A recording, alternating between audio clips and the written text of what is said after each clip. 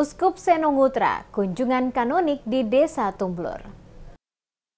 Uskup Diosis Amboina Monsinyur Seno Indo Ngutra melakukan kunjungan kanonik di Paroki Santo Petrus Paulus Desa Tumblur, memberikan sakramen Krisma bagi umat di Stasi Kristus Raja Tumbur, Rabu 31 Juli.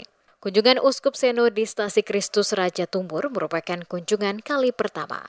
Kedatangan Uskup Seno didampingi Wakil Uskup KKT MBD, RD Ponsio Ongirwalu.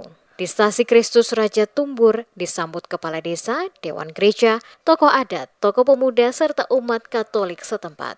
Dalam lawatannya di Kabupaten KKT dalam rangka Muspapas, Uskup Seno dijadwalkan akan memberikan penerimaan sakramen Krisma bagi 33 umat Stasi Kristus Raja Tumbur. Uskup Seno juga dijadwalkan memberikan sakramen Krisma atau pemberkatan dan pertobatan bagi umat bertempat di alun-alun Natarsere, Desa Tumblur.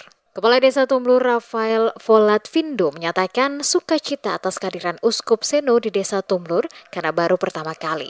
Menurutnya, kunjungan atau visitasi kanonik seorang uskup adalah tindakan seorang pemimpin gerejawi yang dalam pelaksanaan jabatannya mengunjungi orang-orang atau tempat-tempat dengan maksud untuk memelihara iman dan disiplin, dan untuk mengevaluasi perjalanan gereja Katolik sesuai dengan hukum kanonik. Diketahui kedatangan uskup bersama rombongan disambut meriah warga Tumblur dengan tarian adat penjemputan kelompok penari di desa itu.